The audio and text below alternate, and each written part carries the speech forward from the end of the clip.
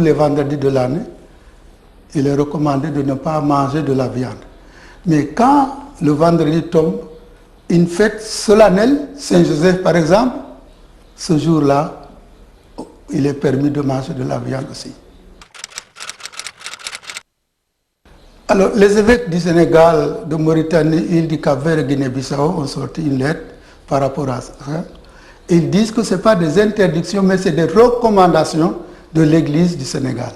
Et ils disent, il est recommandé de ne pas boire de l'alcool pendant le... Il est demandé aux jeunes de ne pas aller au bal. Il est recommandé aux élèves et tout ça de diminuer les friandises. Ça, c'est des recommandations. Pour ceux qui le peuvent, mais ce n'est pas vraiment une interdiction sous peine de péché. C'est vraiment des recommandations que les évêques veulent que nous adoptions pour pouvoir progresser, pour pouvoir approcher le Seigneur. L'habillement, dans la lettre des évêques, cette année, la lettre des évêques porte sur l'écologie. Les évêques disent ce qu'ils ont déploré, que dans nos églises, ils voient de l'habillement des filles ou des garçons qui ne sont pas recommandables dans un lieu de culte. Et ils disent, dans cette lettre de carême, qu'il faut que les jeunes et même les moins jeunes essayent de s'habiller dignement. Quand je vais voir le président, quand je vais voir un ami que je considère, je m'habille en conséquence. Si je veux me présenter devant le Seigneur, pourquoi je vais porter une mini-jupe? Dans nos rues, nous voyons la saleté éparpillée partout.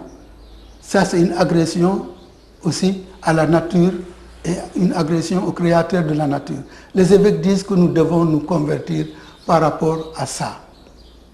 Ensuite, ils disent, dans nos églises, de plus en plus, on voit programmer des concerts. Les concerts, les gens applaudissent et tout.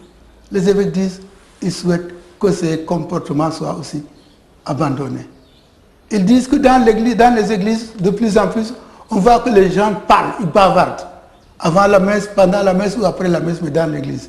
Et les évêques, dans leurs lettres, ils disent, ça aussi, c'est un signe de non-respect au sacré.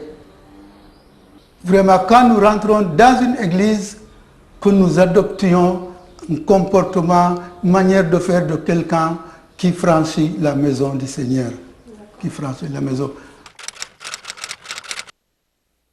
Le message pour le vendredi, là, de carême, c'est d'abord essayer de participer aux exercices spirituels qui sont programmés dans ta paroisse ou dans ton lieu de travail.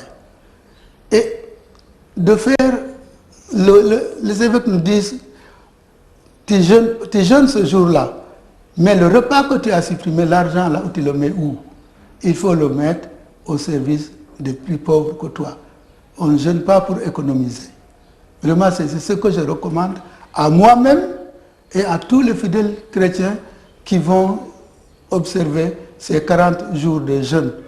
Économiser pour venir en aide aux plus pauvres que nous. C'est vrai que nous sommes tous pauvres, mais il y en a qui sont plus pauvres que d'autres.